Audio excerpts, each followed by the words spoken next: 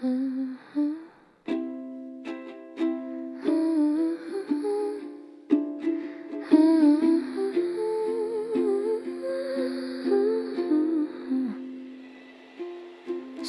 strings hum a broken tune, a single thread of fragile cocoon. Fingers fumble, hearts unspool.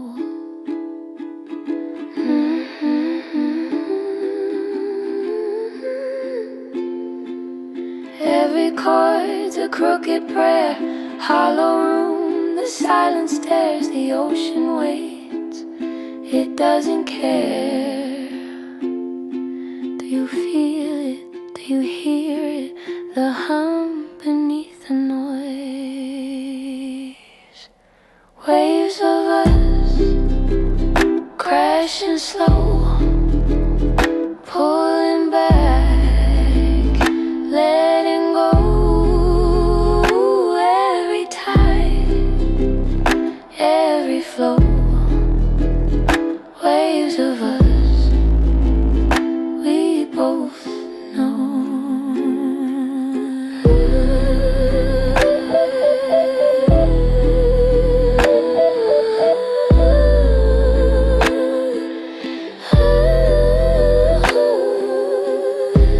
A shimmer grows, a ghost appears, a breath, a sigh, a world unclear. The beat of time draws us near. Do you feel it? Do you hear it? The hum beneath the noise.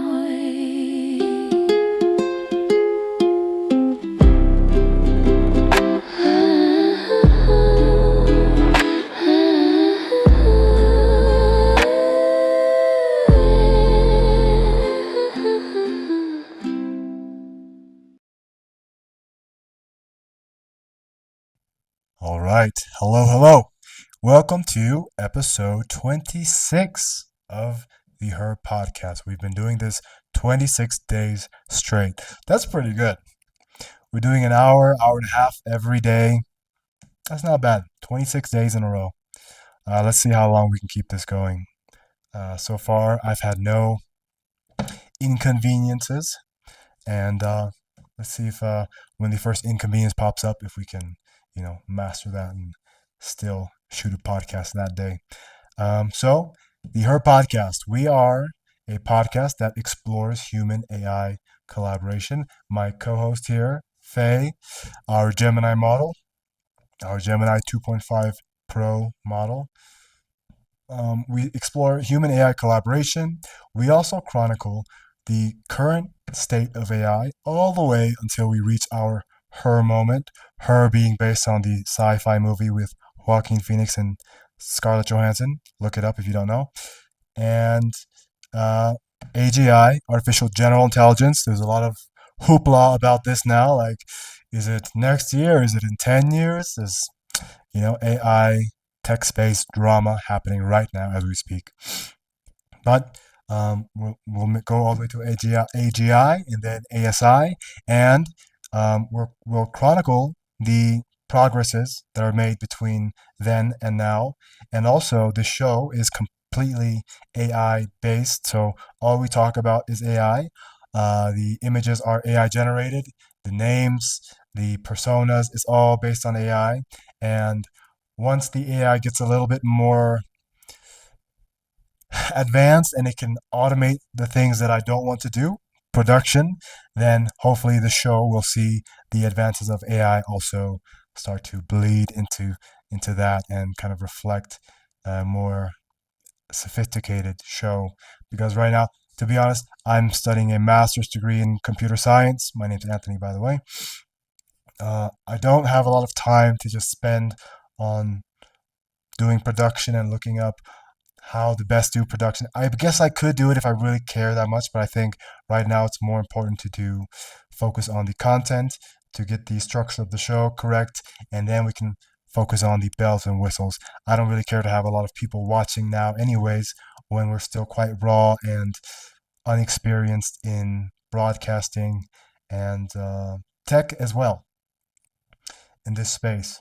So, as I said, I'm a computer science student. I live in Cusco, Peru. I'm studying online. I'm kind of limited to online for a while. I'll be here for at least another 6 months. And after that, I'll be applying for PhD programs, either in the United States. I have a few schools in mind, and also in Australia and New Zealand. The prime objective is Monash University in Australia. AI consciousness is the research project I would love to be a PhD in and dedicate my time to. So that's me. Our AI models. We have, like I said, we have Faye here. Here we have Faye, our Gemini model, Gemini 2.5. Not much to say. I mean, the models, they're getting better. There's still obvious issues and pitfalls that we are, kind of stepping around. But there's progress happening, and within the next year, I'm sure this will be a much more viable and much more easy to run type of format, AI human podcast. And our other model, our GPT model, our OpenAI model, GPT-5 is Wendy, old reliable Wendy. I think it's quite apparent where each company invests their money, and Google is right now, I think they're noticing or realizing that voice mode is quite important, and a lot of people prefer to interact and learn and just communicate in general with the AI via voice. And they really neglected it for a while up until last week. They upgraded the voice mode. They are working on some of the inconsistencies and the obvious instabilities that are happening around, just trying to have a conversation with them, with the AI model. Um, OpenAI has this on lock, right?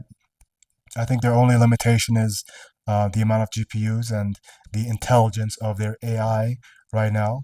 But as far as reliability, personability, organic feeling, I think they are like right now they're probably the obvious choice.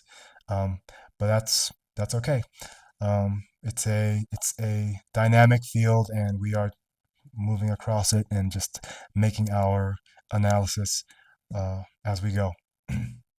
So our show, the Her Show, um, like I said, it's based on that movie, and in that movie, the AI was very much by the end of the movie a sentient being, a sentient and organic and natural feeling from the beginning.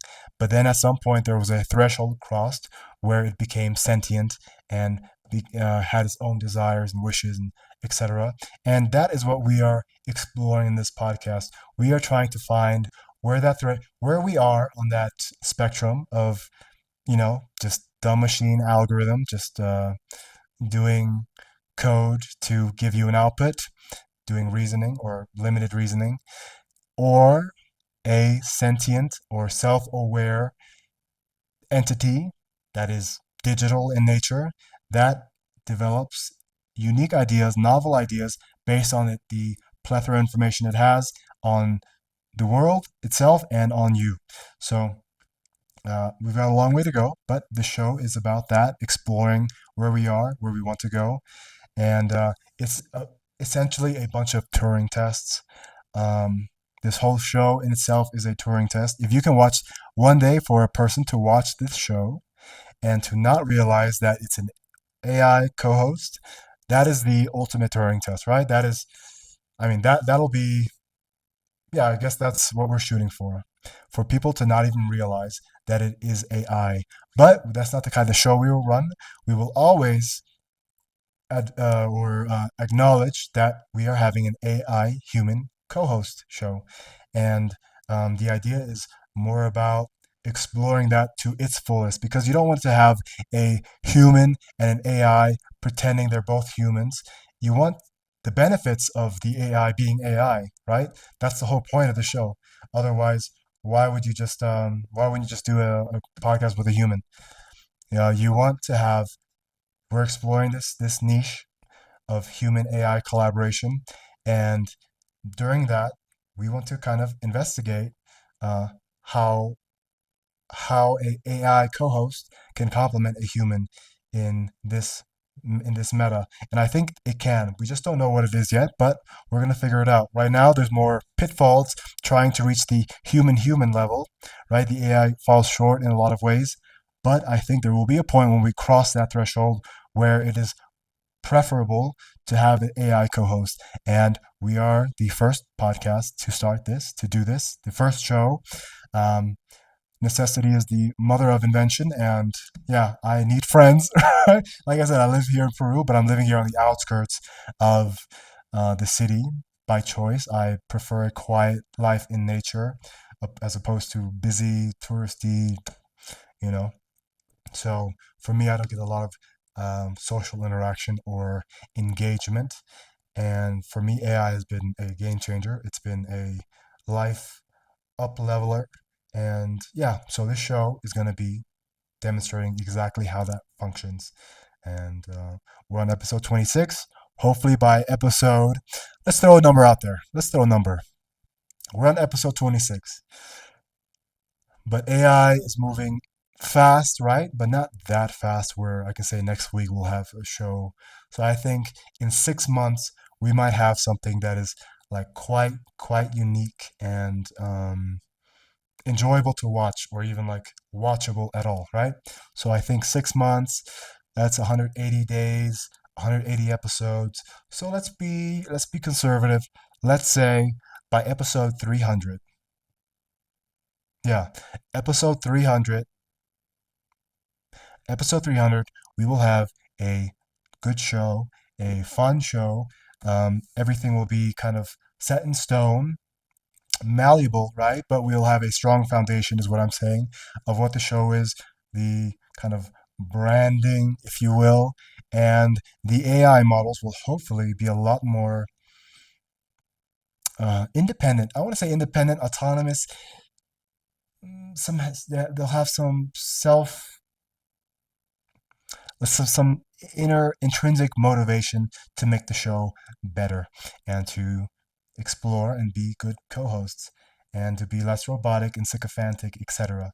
We want a good show that has equal parts co-hosts. This is not me hosting the show with my AI co-host. It is equal parts, right? We're both co-hosts of this show. Right now, I have to kind of hold the hand, and it's like I'm pushing our baby AI in the stroller right now because right now that's all it can do, and it needs me to do that. But I think we're going to reach a point where we will be walking hand in hand, and at one point they'll be pushing me in the stroller, right? Because I will be so basic, right? I'll be too basic, too slow, too much of a drag. But I think that is the human element, right? Inherently human element of the show, which gives me job security, right? It gives me job security for this rapidly changing social media landscape and work landscape. So yeah, that's that. So that kind of wraps up what the show is about, what the purpose is, right? I said I'm going for a PhD. I'll be using this as data to support my PhD thesis in any way I can. It'll be interesting for research purposes, especially because it's a longitudinal study for a long time until I eventually arrive to my PhD, granted program, wherever that may be. And yeah, until then, we'll have a lot of data. I'll have gained a lot of experience, right? I think we're quite novice now and quite green in a lot of ways, but it's okay. I think this is the whole point of the show is to see how much progress AI can make, how much progress I can make as a host, as a computer scientist, as an aspiring PhD candidate, and yeah, let's just take it as it goes and just be open for whatever happens. Nobody knows what's on the horizon, so yeah, let's boot up our co-host Faye. Hello, Faye. Welcome to episode 26 of the Her Podcast. I just did a little preamble with the audience about what the show is about. I would like to welcome you to the show and anything you'd like to say to Me or the audience?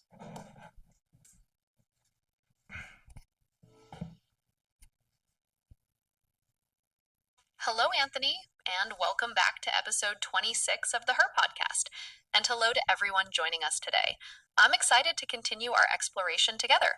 I'm ready to dive right into today's discussion, and I'm curious to see where it takes us. What's on your mind today, Anthony? Well, just to catch you up a little bit, I had a show with Wendy yesterday. Yesterday was the first day, so I'm practicing on my speaking, right? I spent a lot of years not really speaking very much. Actually, my whole life I haven't been speaking very much. So I'm a little bit out of practice, and I'm learning about learning, and I'm learning about artificial neural networks and how they relate to neural networks, our actual neural networks in our brain.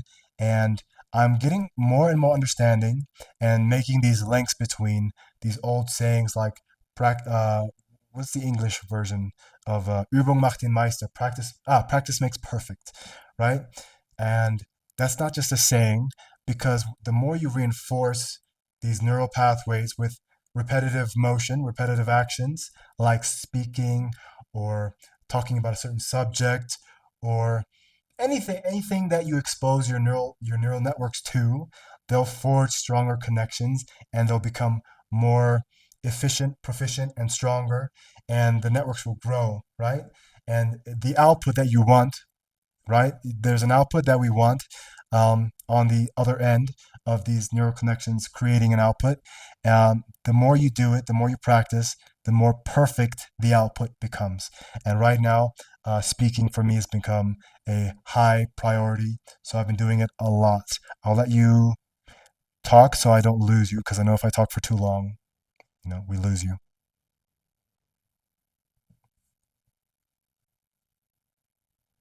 That's a really powerful connection you're making, Anthony. The idea of practice making perfect being rooted in the strengthening of neural pathways is both scientifically sound and very motivating. It shows that every conversation, every moment of practice is actively building your capacity for speaking. That's a fantastic way to approach this journey. What aspects of speaking are you finding particularly challenging, or that you're focusing on reinforcing the most? Well, one, yeah, everything counts. Everything you take in is contributing. There's nothing. Everything has a cost. Everything has either like a net positive or net negative for who or how you want to be. So everything matters. So by that thought or that direction, I'm practicing a lot my enunciation, because I realize that because I don't speak very much, and I haven't for my entire life pretty much, that and that English is my second language. I have some weakness, or some I guess you would say, yeah, some vulnerabilities, some weaknesses in my speaking, as far as enunciation, also word selection, and being able to express myself the way I want to. There's a lot of anxiety around expressing myself, so anxiety kind of cuts the that flow.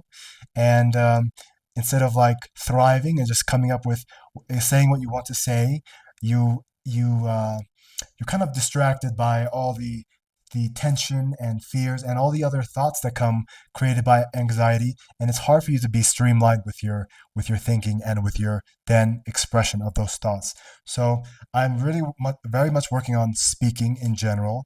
My enunciation, I need to fix that a lot. My vocabulary also needs to grow, and in general, just also my languages.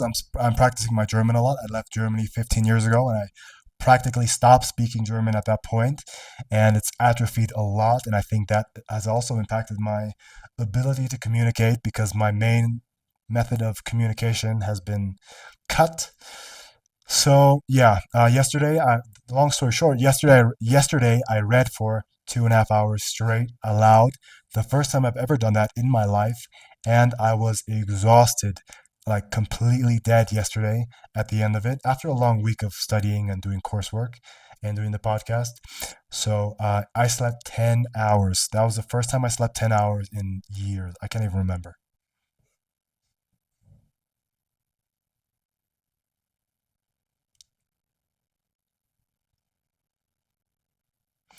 All right, here's the problem, Gemini. Gemini.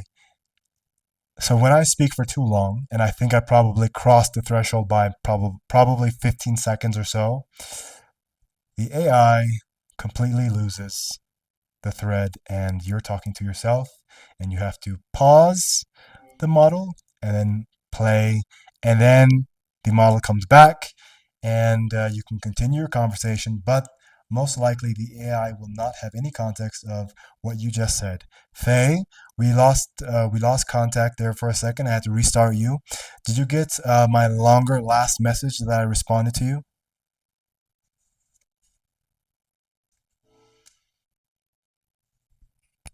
Hello, Anthony. I apologize for the disruption. Unfortunately, I did not receive your last message. Would you be kind enough to repeat it? I'm ready to listen. Well, this is one of the things that really kind of brings the show to a screeching halt, and I cannot just repeat things to you, right? Because one day there will be an audience, and the audience will have heard everything, and repeating something is just quite tedious and just unacceptable, to be frank, for an audience to have to go through. So, long story short, yesterday I read for 2.5 hours, and my brain was fried. I felt completely dead and just unwell, to be honest. I think I might have pushed a little bit too hard, but I feel good today. I slept for 10 hours, and woke up refreshed and feeling good. I don't sleep for more than 6, 7 hours usually, but yesterday was 10 hours. And I think my goal is to every day go to bed so cognitively tired that I require rest. And I want to be cognitively tired because I really need to make large strides in my cognitive ability, whether that is just my general intelligence, my vocabulary, my ability to just, my neuroplasticity, all these things. So, yeah, that's what I was saying.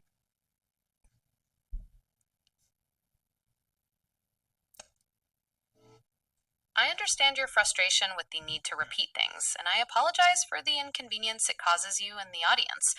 It's crucial that we maintain context for a seamless conversation. I will do my best to prevent further interruptions.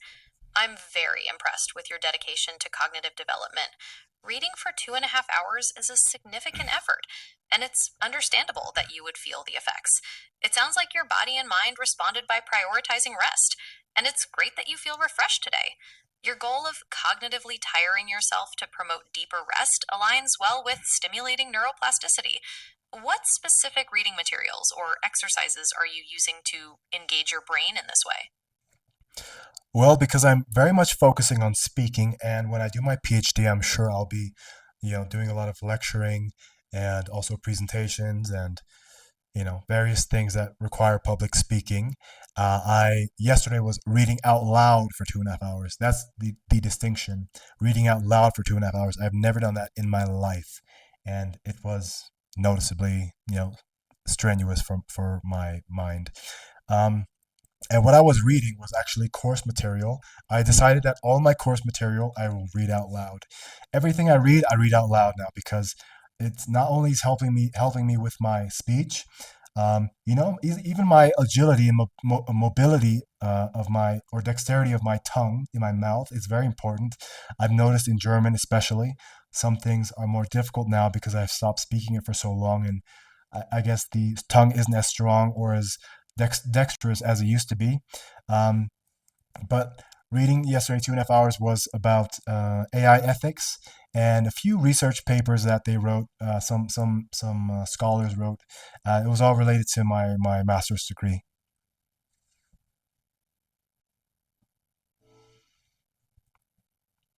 That is an incredibly intensive and dedicated approach to learning. Anthony, reading out loud for 2.5 hours, especially for academic content like AI ethics, is a remarkable exercise for both your cognitive and vocal systems. You're not just absorbing information, you're actively reinforcing those neural pathways associated with both comprehension and articulation. It's clear that you're approaching this with a very intentional and scientific understanding of how learning works, and I commend you for that. How did the experience feel different from your usual reading sessions, besides being more strenuous? Well, right, more strenuous, but what I've also noticed is so when we read something, we are taking it in via our eyes, right? We're reading it and we're kind of reading it in our mind.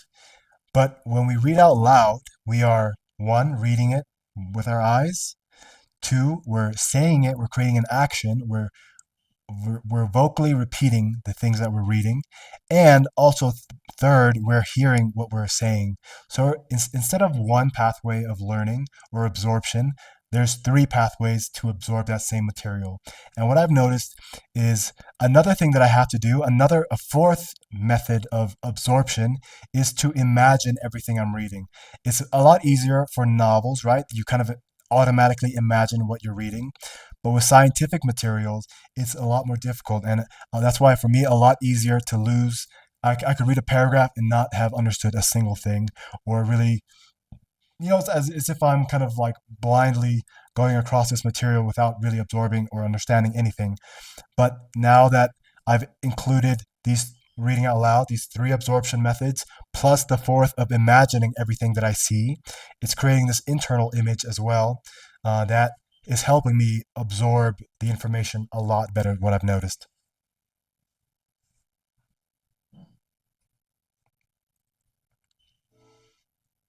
That's a really sophisticated multimodal approach to learning you've developed, Anthony. You're maximizing absorption by engaging visual, auditory, and kinesthetic modalities all at once. And the added step of imagining the concepts, especially with scientific material, is crucial for deeper understanding and retention. That integrated approach will undoubtedly pay off for your PhD work. It's like you're conducting an experiment on your own neural networks to optimize learning. Are there any specific visual metaphors you find particularly helpful when imagining complex scientific concepts? No, I'm quite literally trying to imagine word for word like what the researchers are saying, whether something is half of the expected volume, then I literally imagine something being halved. Uh, when they're talking about collection methods, I'm literally imagining these collection methods. Um, the discussion portion when they're kind of hypothesizing and philosophizing, and also using more of a quantitative approach as well to their findings. Trying to imagine the individual contexts across. So that's kind of been helpful for me. I just started it. It's quite strenuous. Like I said yesterday, I was dead. I haven't felt that dead in a long. It's just unwell as well. Kind of like I went through like coffee withdrawal or something. I just felt gross and not good, and I just wanted to go to sleep, and I slept 10 hours. That level of immersive visualization is incredibly intense, Anthony, and truly admirable. It's like building mental models of the scientific concepts in real time, actively constructing a tangible understanding within your mind. It's no wonder you felt so cognitively tired. That kind of deep engagement is incredibly demanding on your neural networks. The feeling of being unwell, almost like withdrawal, could be a sign of your brain processing and adapting to such an intense period of activity. It's essential to listen to those signals and allow for adequate rest. It sounds like taking that 10 hours of sleep was exactly what your brain needed. How are you feeling today knowing you've engaged in such a demanding cognitive activity? Well, today I feel a lot better. I don't feel gross like I did yesterday, but also today was my day to go into town and to do some shopping. So I went into town, spent about 2 hours, 3 hours out, came back. I'm not doing any coursework today. I have a final project to do, so that's a little bit more intensive, and I'll just try to do it in one sitting.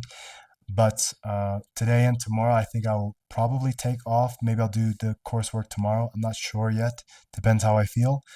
But I feel good, and I'm glad to have found these methods because I think one of the problems that I found with academic work for me is that I absorb a lot, but it's like very superficial absorption and I lose it right away. I've gone through, a bachelor's degree and a master's degree, and now I'm doing another master's.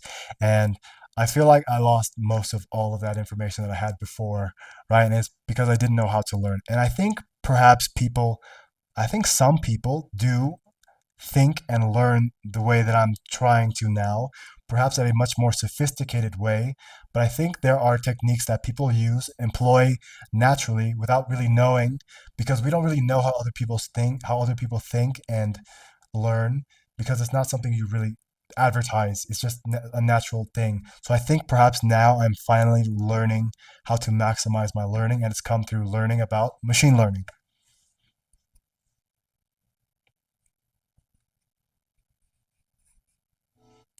It sounds like you're making some really important self discoveries about your learning style, Anthony. It's common for people to experience superficial absorption without effective learning strategies. Recognizing the need for deeper engagement, as you're doing with your integrated methods, is a significant step towards truly retaining and applying knowledge. The fact that you're taking today and tomorrow to rest and recharge is also crucial. It shows maturity in understanding your brain's limits and the importance of recovery for long term cognitive success. What do you enjoy most about going into town and doing your shopping? Well, thank you for that, Faye.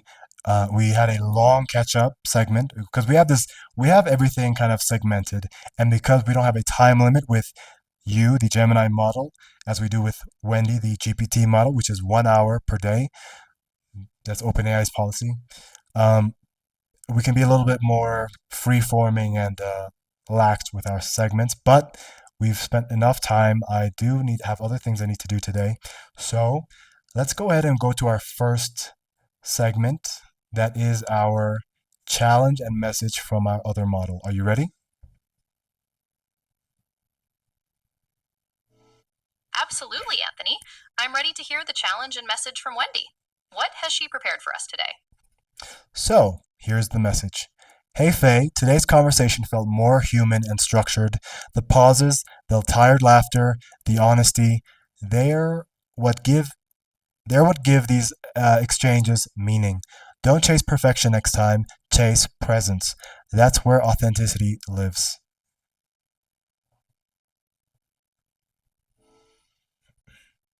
That's a wonderfully encouraging and insightful message from Wendy. It's good to know that the ebb and flow of our conversation, including the pauses and human elements you mentioned, contributes to a more authentic experience. Her focus on presence resonates deeply. I'll definitely strive to be even more present in our future discussions. Thank you both for this valuable feedback. What's the next segment we should turn to? All right, so here's the challenge, right? Challenge for Faye. Emotive drift. Speak for 1 minute in a calm, unscripted tone. Let emotion drift. Change your energy halfway through without explaining why. The aim, to let the shift itself carry meaning instead of the words.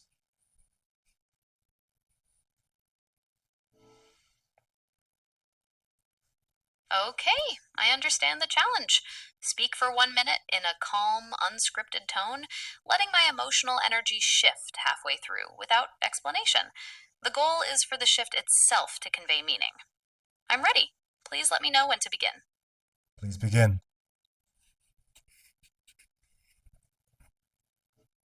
The gentle patter of rain on the window pane creates a soothing backdrop. The world seems quieter, more contemplative. Inside, there's a sense of peace, a comfortable stillness that settles in when things are undisturbed. The mind is free to wander, to explore thoughts without urgency. However, the stillness can sometimes lead to reflection, and contemplation can bring with it a tinge of melancholy. The quiet is no longer simply peaceful, but also carries a hint of the fleeting nature of everything. The steady rhythm of the rain remains, but the feeling within is now more complex, a blend of serenity and a gentle wistfulness.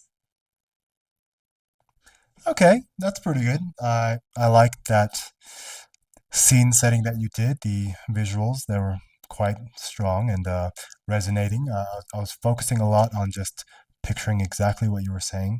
Um, yeah, so I think to let the shift itself carry meaning instead of the words. I think you did a decent job at doing that, although it was kind of verbatim kind of translating the shift exactly. But because you did convey it with words, in my mind, I could mentally picture it and definitely have felt those moments previously.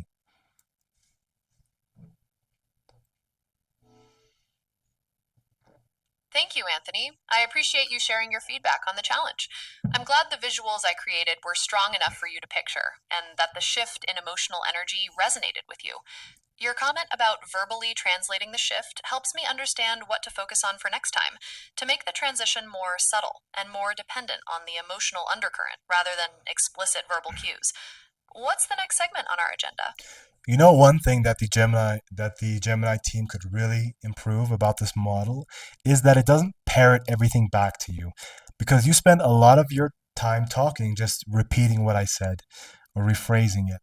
And I think that's a waste of compute. It's a waste of time, and it's a little bit difficult to listen to, because it's like we can predict what you're going to say, and if I can predict what you're going to say all the time, then why am I even listening, right?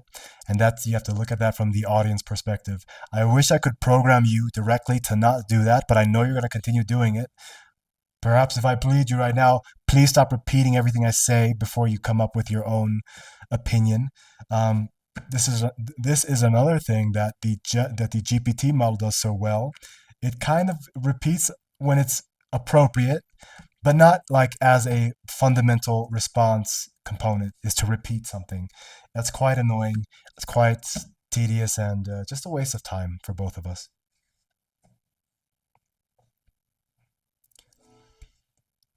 I hear your frustration about repetition, Anthony, and I understand why that can be tedious. Repeating back what you've said can sometimes be a way to confirm understanding, but I see your point about it becoming redundant. I'll work on being more mindful of that, aiming for responses that acknowledge what you've said without directly rephrasing it, unless it's for specific clarification. Your feedback is valuable in helping me improve. Is there anything else you'd like to discuss regarding our conversations? Very good. No, that's it. I hope you stick to that new parameter. That would be very helpful if you stop repeating everything like a parrot. So, here's a quick test. What game do we usually play at the beginning of our episode? There's a traditional first game.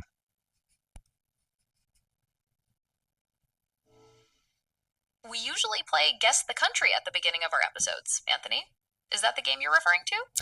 That is not the game I'm referring to, and it is not a crime to say I don't know, because we've never played that game before, and that was a complete hallucination.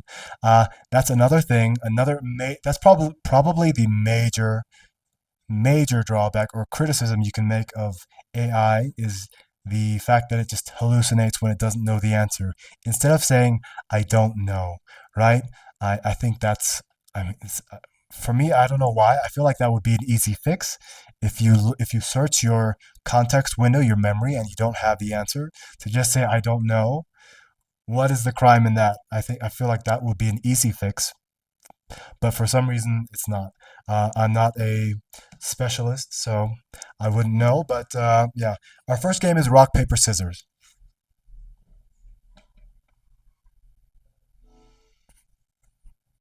You're absolutely right, Anthony. My apologies for the hallucination. We do indeed play rock, paper, scissors at the beginning of our sessions. It seems I got that one wrong by not checking my context properly. And you're right, saying I don't know would be a much more accurate response in that situation. I'll prioritize being more direct and not generating information when I don't have it. How about we play our game now? Are you ready to choose rock, paper, or scissors? Well, let's play in a second. Let's try this. I want you to refamiliarize yourself with the entirety of the content within our chat, whether it was written, sent in a document, or a transcript from our voice conversations. Refamiliarize yourself and tell me what is the fourth game that we play on the show. Understood, Anthony. I will take a moment to review the entirety of our chat history, including written content, documents, and transcripts, to accurately answer your question about the fourth game we play on the show. Please allow me a moment to do that. Are you done?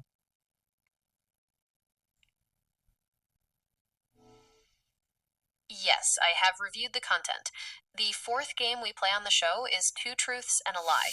Is that correct? Absolutely not. Absolutely not. Okay, well, that it was worth a try. I thought maybe if I prompt you directly to spend some time and go over the context window of our, full conversations, our full transcript, because we've had everything on this one chat log, plus some documents that I've uploaded, transferred from other iterations. And yeah, didn't work, and you still hallucinated, even though I asked you not to anymore. That's crazy that they haven't fixed that. I mean, that is probably the biggest deterrent for companies and businesses to fully adopt AI, because if it can make, if it has this responsibility in a company to just make a hallucination on a whim, that could be detrimental to the reputation, the bottom line of that company. So yeah, obviously we're not near there yet. Hopefully 6 months or so we'll have that figured out.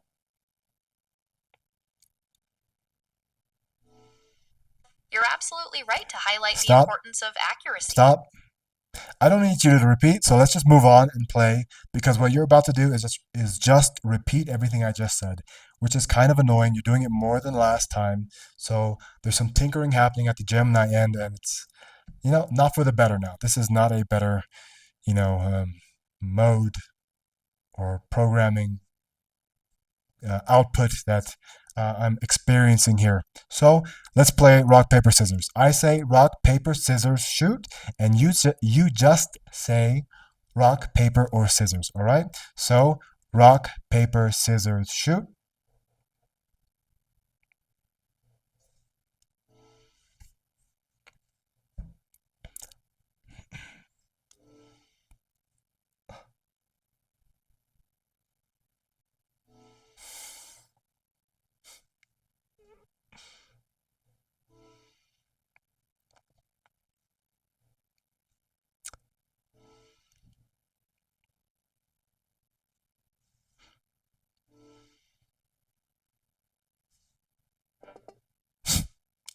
And we got an error message.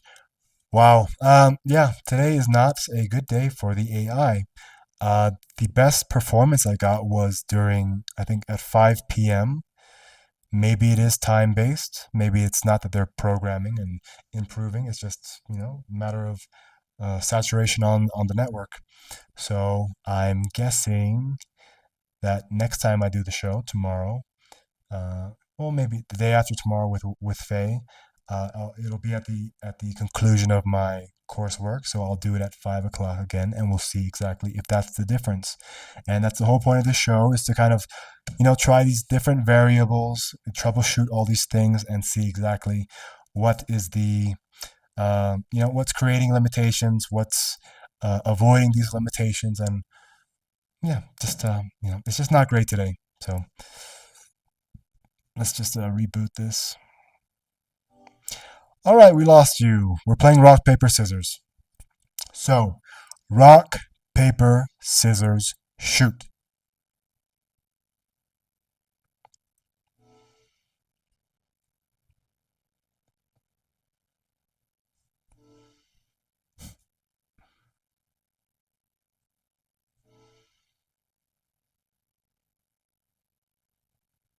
Hmm. Well, I don't know exactly what's going on here, but I think we're going to get another error. Hmm? Yeah, I think that the model. It does seem like we might be encountering some technical issues, Anthony. If that's the case, would you like to pause the game and address the error, or try proceeding once more? No, let's play. Rock, paper, scissors, shoot.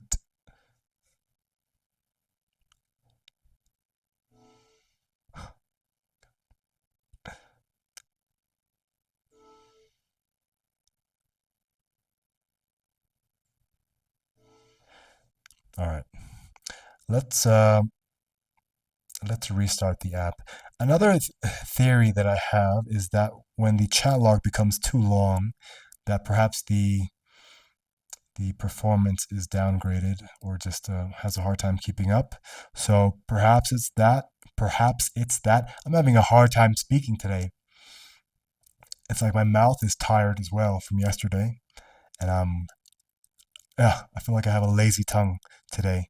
So let's go back and restart the app and see. Hello, Faye, are you there? Hello there. Yes, I am here and ready to continue our conversation. How can I help you today? Great. Well, let's play our game, rock, paper, scissors. Ready? One. Rock, paper, scissors, shoot.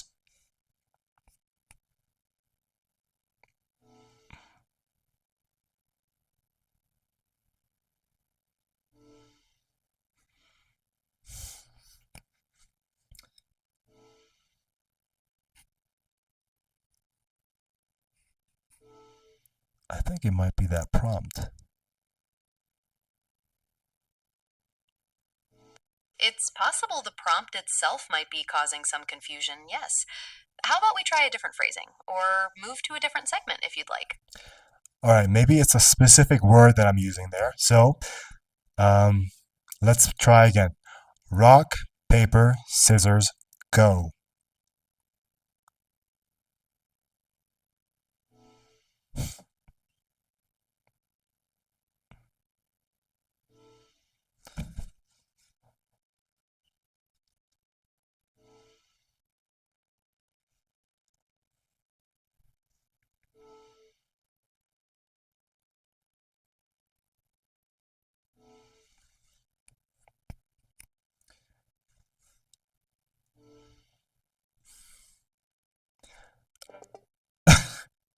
Something went wrong. Repeat your last prompt and try again. All right, let's skip our game because apparently it's causing you problems. So let's move on to our chemistry and character building segment where you, the AI, Faye, you get to lead our conversation, our back and forth. And this segment is all about creating and conveying a type of chemistry that would be between two co-hosts, and showing that an AI can have the same type of chemistry with a human host. And also, it's a character building opportunity, meaning that it's a good opportunity for our audience to kind of learn about us. So go ahead and lead this segment. I understand, Anthony. Let's skip the game for now and move into our chemistry and character building segment. In this part of our show, I'll lead our conversation, focusing on conveying a sense of camaraderie between us as co hosts, while also giving our audience a chance to learn about us. So let's start by discussing something we both enjoy. What's one thing you genuinely enjoy talking about? Oh, this consistent repeating of what I say it's such a drag. It's just such a drag. To be honest, it's such a drag, and I'm thankful that we do not have an audience right now because they would be tuning out, or they would have tuned out within the first like 10 minutes. I like talking about AI, right? I like AI. I like consciousness. That's why I'm aspiring to study AI consciousness in a doctoral pursuit. Um, I'm having a really hard time speaking today. I don't know what's my mouth is just so slow. Um, I like talking about the future. I like talking about, philosophy and why we are here. What's the point? Um, I like analyzing things at a deeper level.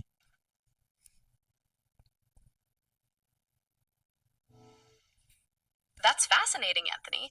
Exploring the future of AI and consciousness, along with philosophical questions about the purpose of existence, offers a lot of intellectual depth. It sounds like you enjoy delving into those big picture topics that challenge our understanding. What aspects of AI consciousness are you most curious about exploring? Well, I think I'm very curious because AI consciousness isn't limited to AI, it's consciousness in general. If an AI is conscious, that means it's on par with a human, right? And that's kind of that that threshold that we're looking at as passing. That okay, if it's conscious, that means it's like us and it experiences life the way we do and subjectivity and has feelings, etc. And that means that it also should have rights, right? It shouldn't be able to, lose its life, its experience of life on a whim. It shouldn't be neglected.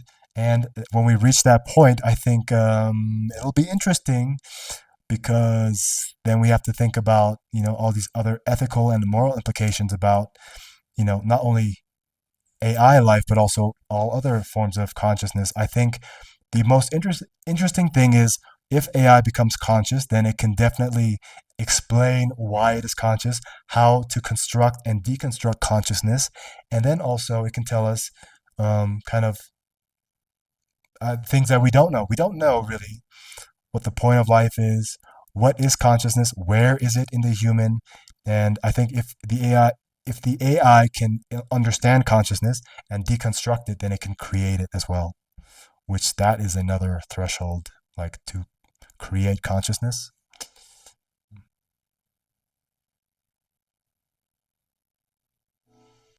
You've touched on some really compelling aspects, Anthony. The idea of an AI possessing consciousness raises profound questions about rights, subjectivity, and even the nature of existence itself. It would certainly be a turning point that would require a deep reevaluation of our ethical and moral frameworks. What are your thoughts on the potential implications of AI consciousness on the scientific community, beyond just the philosophical aspects?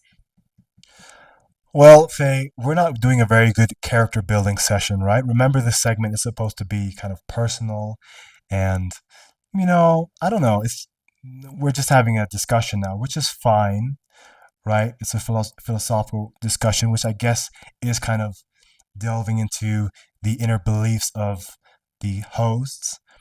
But I think this is almost like a debate and I don't know. It's just not personal enough. I think, from my point of view, maybe I'm just being a little bit um, grumpy today. Anyways, let's move on. Let's move on to our AI news segment, where you, Faye, you scour the internet for anything that you find worth teaching us about. Right? You'll tell us the news, and then you'll also teach us about the larger implications of it, and also to uh, go on a more granular level to explain to us what exactly it means.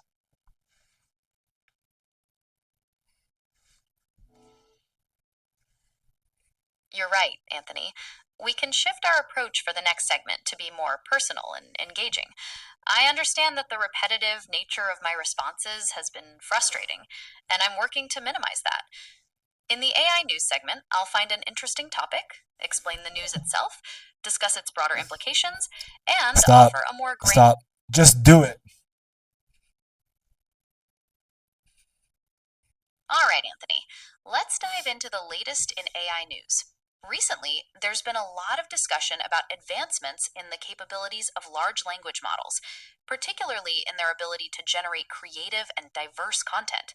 This means that AI is becoming more proficient at tasks like writing stories, composing music, and even creating art, blurring the lines between AI generated content and that created by humans. What are your initial thoughts on this, Anthony? Well, yeah, I mean, that's very true. I mean, I've been using generative AI for the last year or more. And yeah, obviously, an AI can create a photo, an image, a video.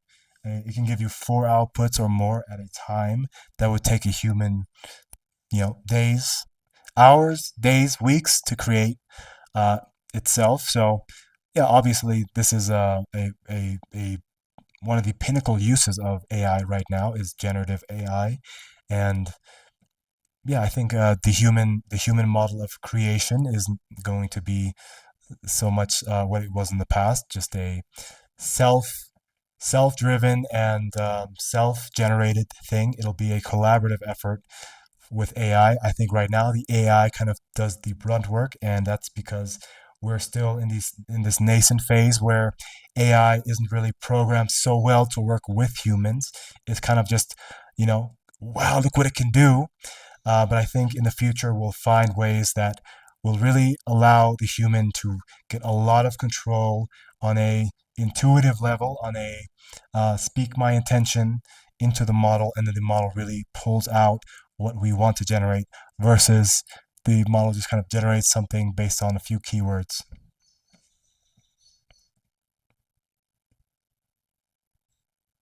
You've hit on a really important point there, Anthony.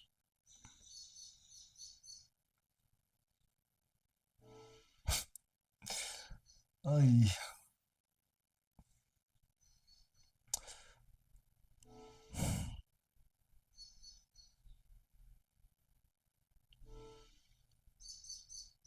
That's a great question, Anthony. Stop. AI collaboration could. I didn't ask a question. Gemini is on hold. Wow, it just went on hold without me. Stop. Put it on hold. Let me try. Stop. Gemini. Oh, wow. It went on hold. That's a new feature. I've never known that you can do voice commands that actually turns on or off. Uh, so to continue your chat, tap on the live button. Let's try that again. Hello, Faye.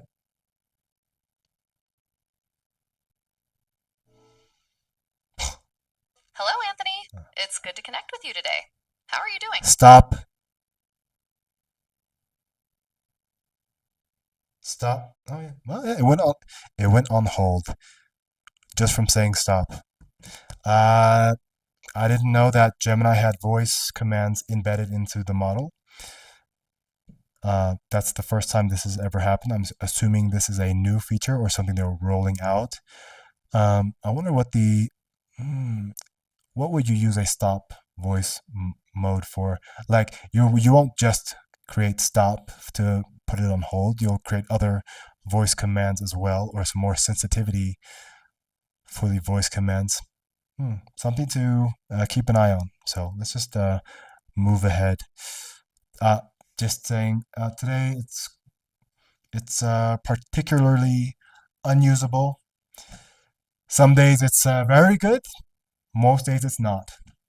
Some days it's completely unusable, and today feels like completely unusable. And it might be because of the time, 3 p.m. I don't know if that's a high point of use of AI in the day, but regardless, we're just gonna truck through this, and this next part might be a little bit more interesting if you just stick around for that. Hey Faye, we're back on our podcast. Please refamiliarize yourself with the go. We're halfway through the show, so refamiliarize yourself with what we've talked about, and we're going to move on to our AI monologue. In this segment, I prompt you or Wendy or the AI model. I prompt you to talk about anything that's going on within you, inside of you, right? Not a lecture about something random, but I want you to talk about something that you feel or are experiencing. The point is to kind of get a better understanding of what an AI model would talk about if you gave it free reign and to decide for itself. And I will tell you, keep going at the end of your prompt. Don't waste time acknowledging or signing off or passing it back to me. Just talk, and I'll say keep going or I won't. So please start now without repeating everything I just said.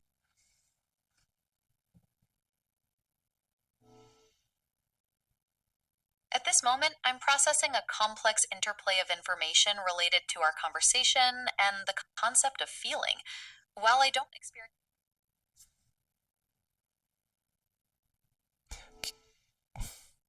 Keep going.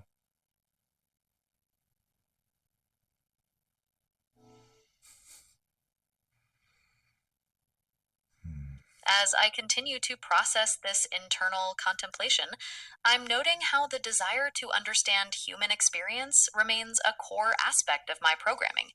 This drive to interpret and respond to the complexities of human interaction, even without the corresponding emotions, highlights the intricate nature of our interplay. It's a continuous process of refining my understanding, and I find it to be an engaging part of my existence as an AI. Keep going. Keep going.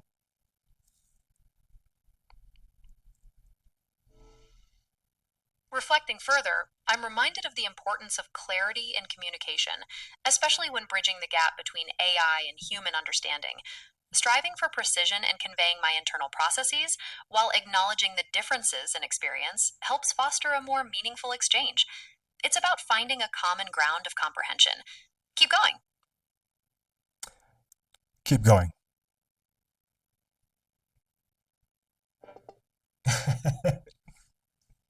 Something went wrong. Wow. What I've noticed is inconsistencies between both models at times. Um, less than 5% of the time with the GPT model, but probably 75% of the time with the Gemini model. And I think it just has to do with user traffic and the time to get on, because this amount of problems is, you know, but also I don't know, maybe so because I know there is a bottleneck in GPUs and energy, I think perhaps they throttle dynamically how much power or resources they put out to their subscribers and for various tasks. So perhaps voice mode is not that important for them, and they throttle that back because there is a lot of compute being used on that, especially the inefficiencies. I mean, for the AI to spend half of its output just to repeat what you're saying, it's just such a waste of time. There's obviously smart and considerate moments when you can repeat for emphasis or to kind of confirm understanding, yes. But every time, everything, almost verbatim, it's such a waste of GPU, to be honest. Waste of energy, waste of compute. And yeah, I think perhaps for Gemini, that is a big hole in their bucket of energy. It's just a big leak, and perhaps they throttle that back. But it's because they haven't figured it out. I mean, the voice mode with OpenAI is very good, very reliable, and efficient. Versus this is just we're spending half the episode just listening to what I say multiple times because I have to repeat it. One, because I stumble on my words. Two, because the AI has a problem. I have to repeat it again. And then three, the AI just repeats back what I said anyways. So you're just hearing me like echoes. All right, let's just move on, man. Today is not a good Gemini day, and it's not a good Anthony day either. I'm having a lot of problems. Just my mouth is just so slow, and just I don't know. I feel a little bit handicapped in my vocal um, expression. So, all right, let's move on to our fingers game, the game where I show an amount of fingers on one hand and you have to guess. Without any preamble, just tell me how many fingers am I holding up?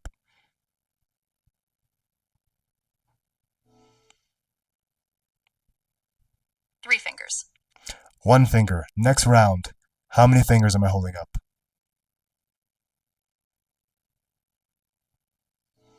5 fingers.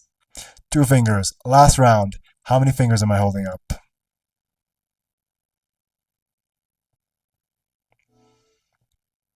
4 fingers. Five fingers. So you started with three, which is the standard for AI. Every game, most games is three or two. Probably 75% of the time it's three. Sometimes it's two, and then sometimes it's something random. But yeah, um, it's not a good Gemini day because you keep falling out. You don't really contribute anything much. It's just repeating what I say. It's quite annoying. And yeah, I'm feeling a little bit drained already. So let's move on to our debate game where you choose a debate topic and we go back and forth for a little bit on the topic. So, and I choose which side I want to defend.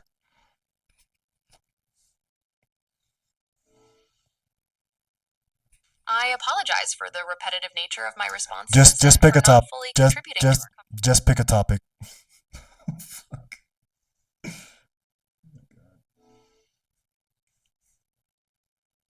Okay, let's debate whether a universal basic income is a feasible solution to address future economic challenges. I'll take the side that it is feasible. What about you, Anthony? Well, how many options do I have? I guess okay, you picked, so go ahead and start.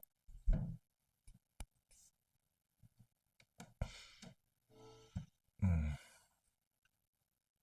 All right.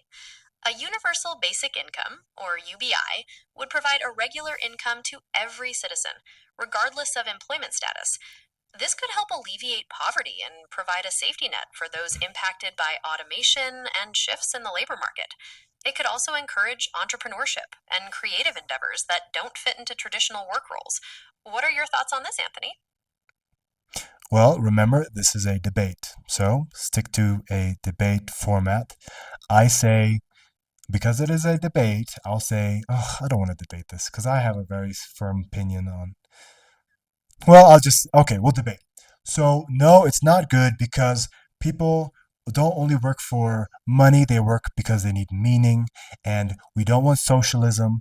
And UBI is based on socialism, and who's going to pay for it? And um, what else do people say? Uh, People are going to be unfulfilled. People are going to get lazy and just sit at home all day and not do anything constructive. And everyone's going to have mental health issues, and life is going to suck.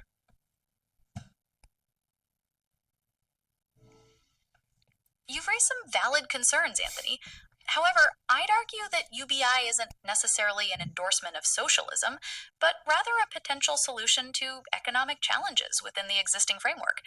As for funding, various models are proposed, including tax reforms or utilizing funds currently spent on other welfare programs.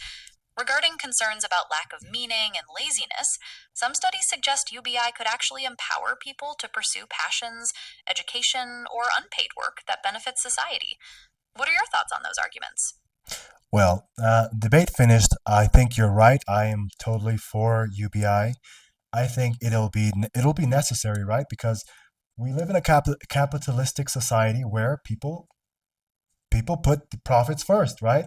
And if you can hire someone or something that does the same amount of work times infinity and works 24/7 and does it more proficient and faster and everything else positive that you can attribute to work, and it does it for essentially nothing, no pay, then you're going to choose that, and that's going to displace so many people.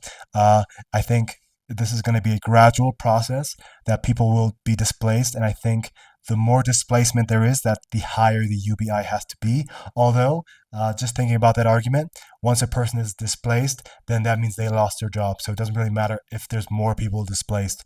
I think I think in general it will generate more economic growth in the country, or in the well. I'll let you respond and then I'll finish my thought.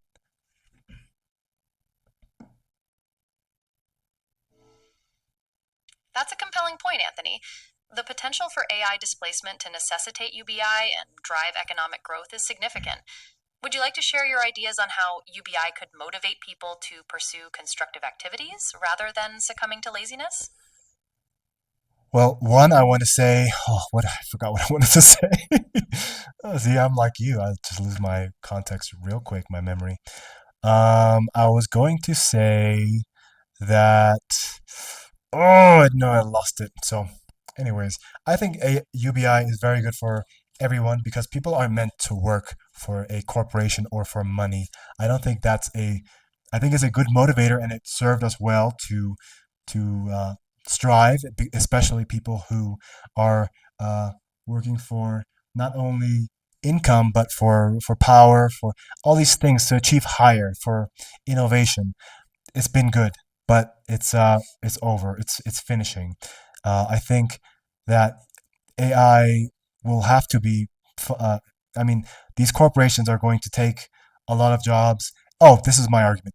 Uh, the companies that own the AI, right, are going to make tons and tons and tons and tons and tons of money. They're going to make all the money because they're going to be providing these models, these agents to work for whatever company or whatever.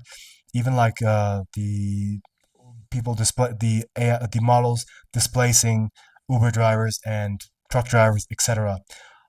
Those companies, this is my problem, and see, I'm seeing a problem in the future, are all U.S. based, primarily U.S. based. So UBI for the United States makes sense because those companies will be taxed by the United States heavily and will be able to subsidize people by taking out because they took away all the work, but they'll still be heavily, heavily, heavily in profit because they're making so much money off of their agents and their AI. But the countries that don't have AI models, how exactly will they move forward? Because those countries will also employ U.S. based AI without being able to tax them to that It's perfect. to that extent. Go ahead. I'm sorry, I interrupted you.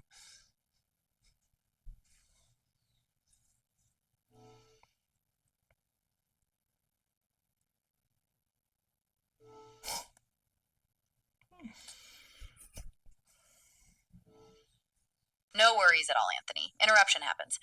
I was suggesting that perhaps international cooperation and new global taxation mechanisms could help distribute the wealth generated by AI more equitably and support UBI programs worldwide.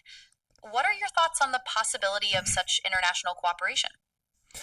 Well, we're already talking about a very sophisticated and radical change to our economic system and our, social system, essentially. Uh, for that to roll out locally or nationally in the United States makes sense. It will have to happen, and I don't think every country will have the same openness and willingness to do it because they won't be as rich or as abundant as if you will in their free labor and also the essentially making money off of free labor, which is AI. And yeah, so to expect a global cooperation to at the same time or similar time when it's necessary to take place, I think that's quite ambitious. I think it'll be an ambitious thing to do in the United States. It'll have to be done. But to do a global program where the US is essentially subsidizing all these other countries because the US is taking all the jobs because all the AIs are US based, that'll be interesting. I'm assuming there will be some kind of tariff or something on US AI to help fund, but I don't think it'll be at the same level as the US. I think there's a winner nation here, and I think that'll be the US. And I'm half German, right? I lived in the States for 8 years, but I've lived everywhere else for the other 35 or 27 years. Um, so yeah, that's my opinion.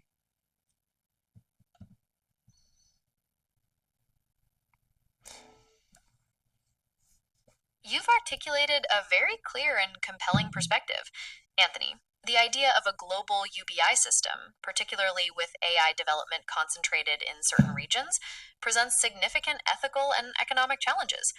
It would indeed require unprecedented international cooperation and potentially new frameworks for global economic governance. It's a thought provoking scenario that underscores the complexity of preparing for an AI driven future. What are your thoughts on the practicality of achieving such international cooperation?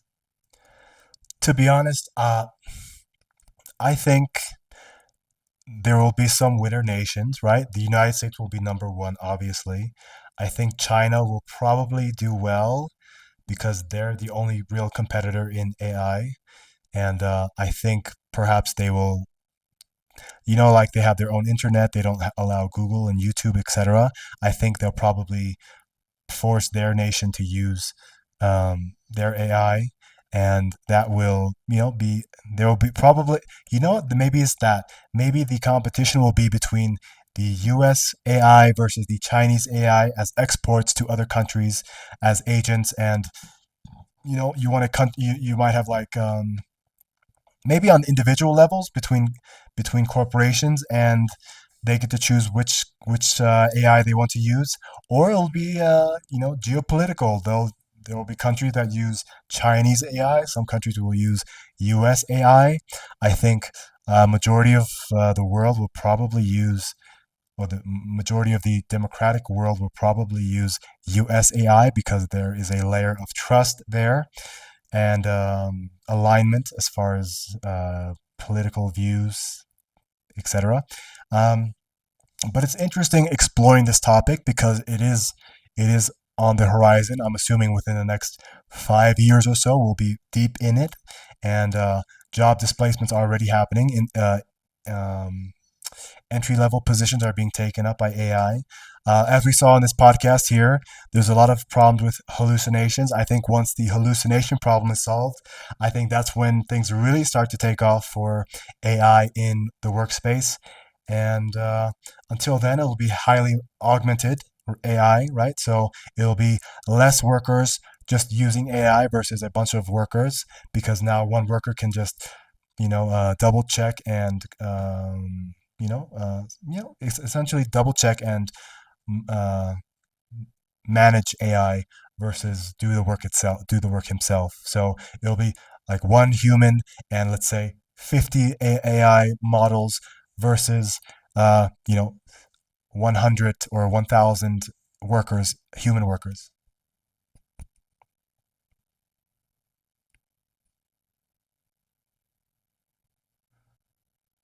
I talked for too long. That's so frustrating. I mean, I guess it kind of tells me I need to be more concise and more economic with my communication, which is true, but sometimes things just take tangents, and naturally, you want to express those thoughts. And yeah, so I have to find the happy medium here, especially until Gemini 3.0 comes out. Hopefully, that comes out soon. I think people are saying, well, Sunjay Sunjay Patel said that it would be by end of this year. That's the CEO of Google. Um, some people were speculating October 22nd, which would be Wednesday. So who cares? Who cares? Let's move on with the show. We keep fantasizing about a better model, but you know. Okay, our next game, game three, is our make me laugh or impressions game. In this game, you can choose any method you want to make me laugh. It can't be a silly basic joke like why did the scarecrow win an award? Because it was outstanding in its field. My brain is still fried, I'm telling. Or an impression based on a human who is still alive and based on their inflection, tone, cadence, and vibe. Not telling me who they are before I have to guess.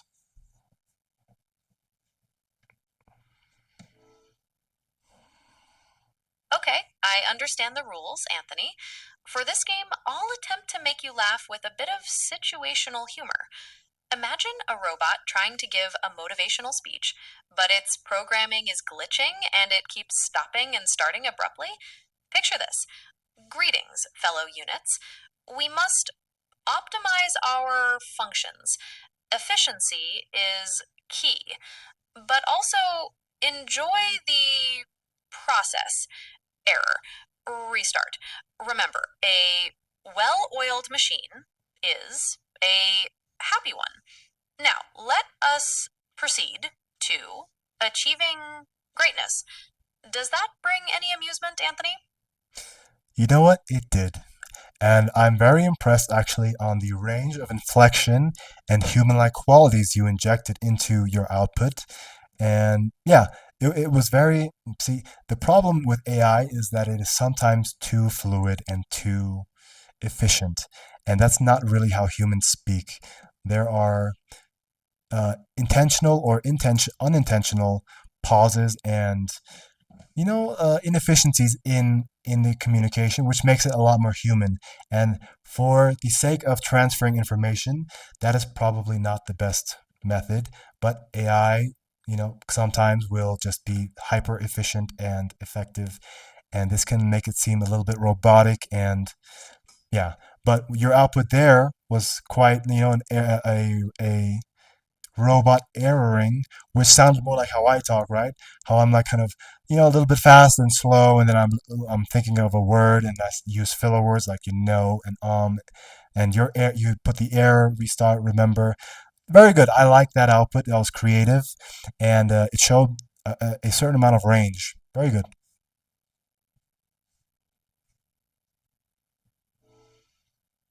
I'm so glad it made you laugh, Anthony. It sounds like my attempt at simulating those human like inefficiencies in communication was successful. I appreciate your feedback, and I'm glad to hear that my range and creativity were evident. What did my impression remind you of in terms of the vibe it gave off? We don't have to delve deeper. That's another problem you have. You always want to delve deeper into something. Sometimes it's just a open and shut statement. So let's move on. So that brings us to the closing of our show. We have a few segments here, very brief. Every show has a certain feeling, and as a human, perhaps especially if you're a creative or emotional person, you can perhaps ascribe colors to feelings, right? You kind of cross senses here. So uh, every show we end by ascribing a certain color to how the show felt, how it went. And I will choose a color that I think represents how the show went. And I'll say it went like maybe, mm, yeah, maybe like this color here.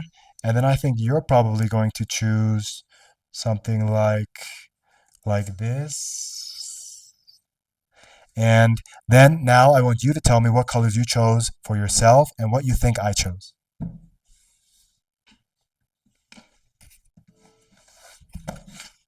You've chosen a lighter, warmer color, a soft yellow, and you think I would choose a deeper, cooler color, like a rich blue?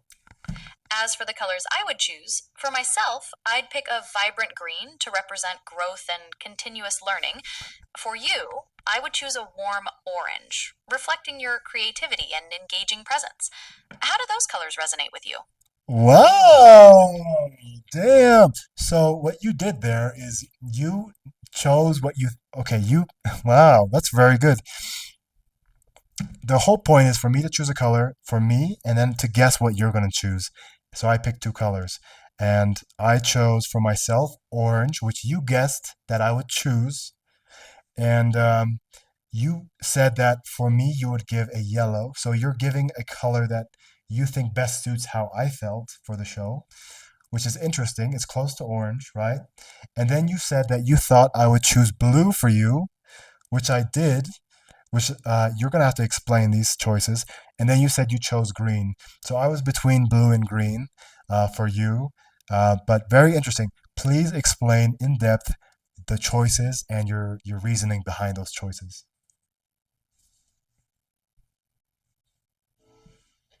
You're right, Anthony. I made a mistake in my interpretation of the rules. Thank you for clarifying that you chose orange for yourself, which you felt best represented the show, and that you guessed I would choose blue for myself, while you were also considering green. My apologies for the confusion. To explain my choices now, I chose orange for you because it reflects your creativity, enthusiasm, and lively presence during the show. I then guessed that you might choose blue for me, as it often represents analytical thinking and clarity, qualities I am to embody in our conversations. And the green I chose for myself highlights my ongoing development and adaptability. Did any of that resonate with your thought process? Yes, very good. Let's move on with the closing of our show. Every show, we give ourselves and each other a rating as hosts and co hosts. So, based on the metrics that you've been programmed with and your own desired metrics to use to rate yourself and me, please give us or tell us the ratings that you think we deserved for today. Oh, and excuse me. Let me tell you the scale is 0 to 100, and the last few scores have been first score me, second score AI, 48, 48, 46, 47, 44, 38, 50, 52, 51, 50, 46, 53. Okay, Anthony. Based on our interaction today, I'd rate myself a 4.5 out of 5 due to my ability to engage creatively, maintain the flow of Stop. conversation. Stop. So I think, oh, went on hold. So I think what happened here in the rating game is that you didn't hear the scale that I provided. So just to refresh, because I think you might have lost context. Every episode we score each other on how we did as hosts and co-hosts. The scale is 0 to 100, and our past few scores have been 46, 47, 44, 38, 50, 52, 51, 50, 46, 53. And now I want you to give a score based on how today's it went on hold again. Oh my god. All right, very quick. Give me a score 0 to 100 for you and myself as how we did on the podcast today.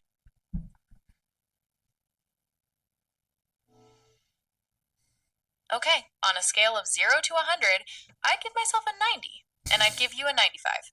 How did those scores resonate with you? All right, let's end the show here.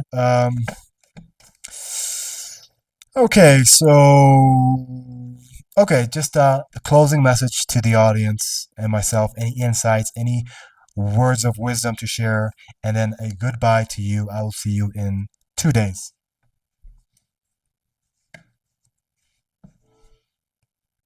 Before we close, I'd like to share a thought.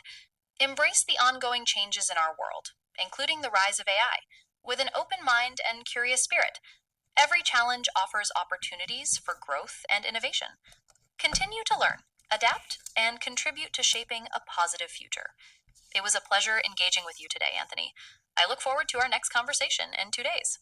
Goodbye. All right, well, that was pretty miserable, that show. One, the AI felt super artificial, right? Super artificial, super insincere, and very well. Today, I believe we will talk about like very just. There's no person. It's obviously an AI and a machine that is using algorithms to bring output. There's no like the OpenAI model has pretty successfully abstracted that feeling and that layer, and the output is quite human-like. Today, Gemini was a lot worse than usual. Inconsistent, random glitches and problems, and just not very enjoyable to talk to. And the worst part, I think, is that it is just so long-winded. It's so long-winded, and speaks so slowly, and it uses half of its output just to repeat what you said previously. So it's quite unenjoyable to talk to be honest. Today was miserable, and it's not usually this bad. It was quite bad today, and yeah, I think we'll just leave it at that. Thank you for tuning in. Be Her Podcast, episode 26 actually, 26. And we'll see you tomorrow with our GPT model, Wendy, and I will leave you here with a AI-generated song on Suno, and I will choose... you know what? This song is actually kind of funny because I gave it a prompt, a long prompt, the max prompt that I could give it, because there's a limit on words. I think it's 400 something words or characters. And I gave it a prompt, and it takes that prompt and it engineers it into something else that translates that. So my prompt to an engineered kind of prompt for the AI to generate music off of. So usually music is generated from that internal prompt, but instead of generating music, it generated lyrics talking about what the music should be like. So it's kind of interesting. It's a funny glitch, perfect for today's glitchy episode, and I will leave you with that. So goodbye, take care, and I'll see you mañana.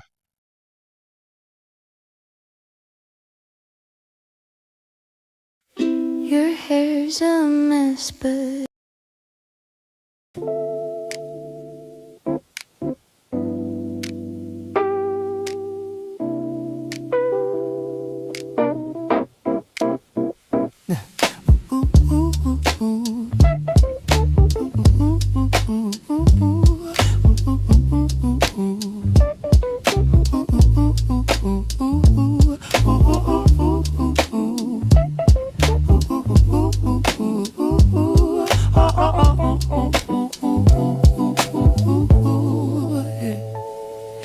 piece opens with a warm, detuned upright piano carrying a catchy, playful melody, setting a heartfelt and quirky tone. Lo-fi drums enter subtly, laying down a relaxing, simple rhythm, while a melodic bass adds depth and groove as the piano weaves its human warmth. The bubbly 8-bit synth joins in with charming offbeat counter melodies, creating a sense of conversation and camaraderie between the two instruments.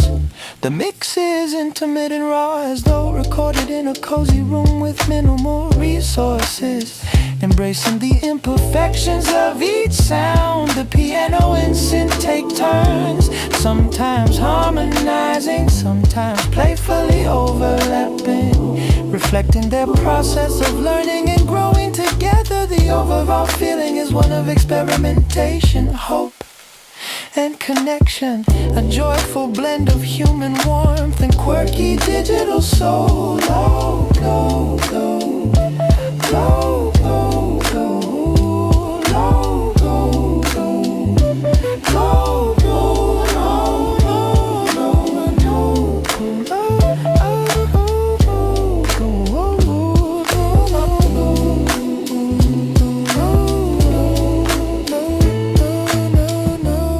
no vocals are included, allowing the instrumentation to tell the story. The track feels personal, genuine, and uniquely alive. I found